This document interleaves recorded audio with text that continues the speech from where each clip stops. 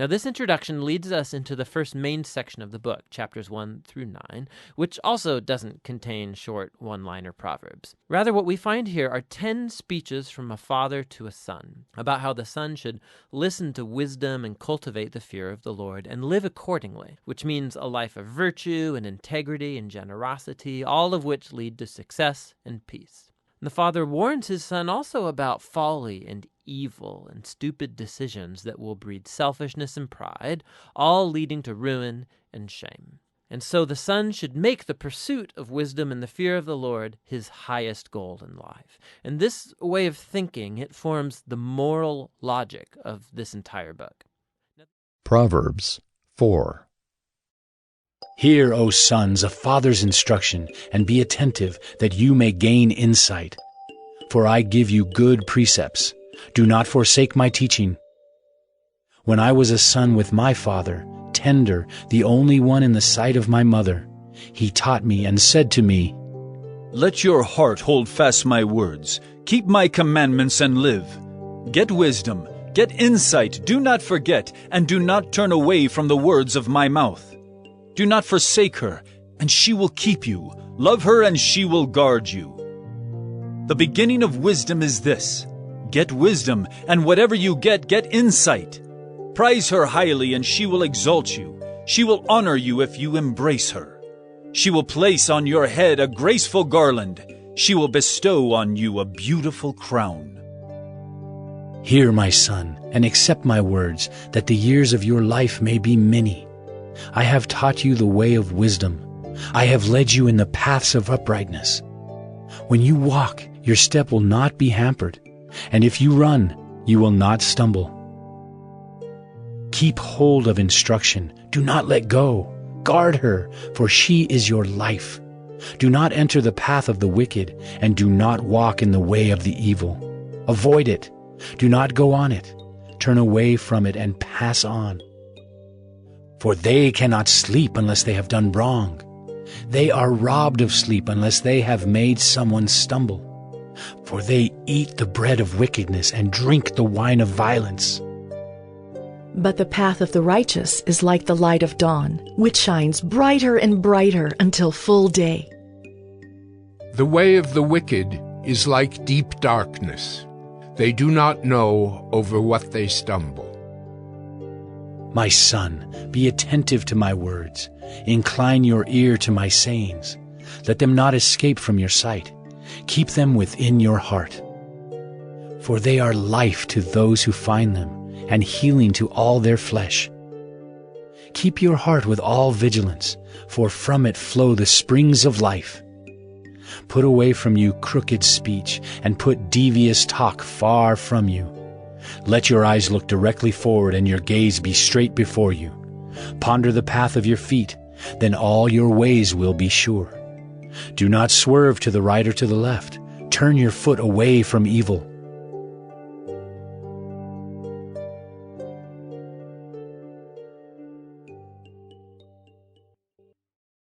Proverbs 5.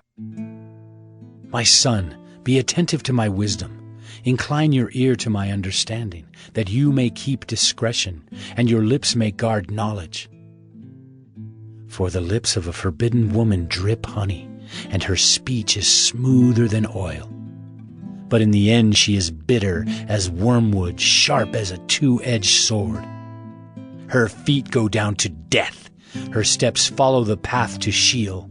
She does not ponder the path of life. Her ways wander, and she does not know it.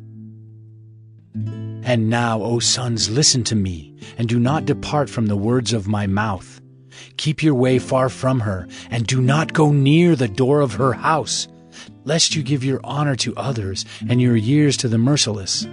Lest strangers take their fill of your strength, and your labors go to the house of a foreigner. And at the end of your life you groan, when your flesh and body are consumed, and you say, How I hated discipline, and my heart despised reproof. I did not listen to the voice of my teachers, or incline my ear to my instructors. I am at the brink of utter ruin in the assembled congregation. Drink water from your own cistern, flowing water from your own well. Should your springs be scattered abroad, streams of water in the streets? Let them be for yourself alone, and not for strangers with you. Let your fountain be blessed, and rejoice in the wife of your youth, a lovely deer, a graceful doe. Let her breasts fill you at all times with delight. Be intoxicated always in her love. Why should you be intoxicated, my son, with a forbidden woman, and embrace the bosom of an adulteress? For a man's ways are before the eyes of the Lord, and he ponders all his paths.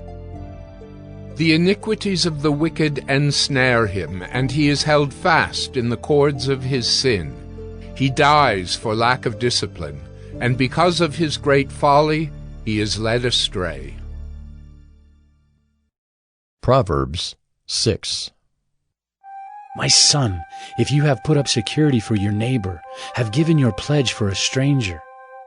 If you are snared in the words of your mouth, caught in the words of your mouth, then do this, my son, and save yourself. For you have come into the hand of your neighbor. Go, hasten, and plead urgently with your neighbor. Give your eyes no sleep, and your eyelids no slumber. Save yourself like a gazelle from the hand of the hunter, like a bird from the hand of the fowler. Go to the ant, O sluggard, consider her ways and be wise. Without having any chief, officer, or ruler, she prepares her bread in summer and gathers her food in harvest. How long will you lie there, O sluggard? When will you arise from your sleep? A little sleep, a little slumber, a little folding of the hands to rest. And poverty will come upon you like a robber, and want like an armed man. A worthless person, a wicked man, goes about with crooked speech, winks with his eyes, signals with his feet, points with his finger, with perverted heart devises evil, continually sowing discord. Therefore, calamity will come upon him suddenly. In a moment he will be broken beyond healing. There are 6 things that the Lord hates, 7 that are an abomination to him: haughty eyes, a lying tongue, and hands that shed innocent blood, a heart that devises wicked plans, feet that make haste to run to evil, a false witness who breathes out lies, and one who sows discord among brothers. My son, keep your father's commandment, and forsake not your mother's teaching. Bind them on your heart always. Tie them around your neck. When you walk, they will lead you. When you lie down, they will watch over you. And when you awake, they will talk with you. For the commandment is a lamp, and the teaching a light. And the reproofs of discipline are the way of life, to preserve you from the evil woman, from the smooth tongue of the adulteress. Do not desire her beauty in your heart, and do not let her capture you with her eyelashes. For the price of a prostitute is only a loaf of bread, but a married woman hunts down a precious life. Can a man carry fire next to his chest and his clothes not be burned? Or can one walk on hot coals and his feet not be scorched? So is he who goes into his neighbor's wife. None who touches her will go unpunished. People do not despise a thief if he steals to satisfy his appetite when he is hungry. But if he is caught, he will pay 7-fold. He will give all the goods of his house. He who commits adultery lacks sense. He who does it destroys himself. He will get wounds and dishonor, and his disgrace will not be wiped away. For jealousy makes a man furious, and he will not spare when he takes revenge. He will accept no compensation. He will refuse though you multiply gifts.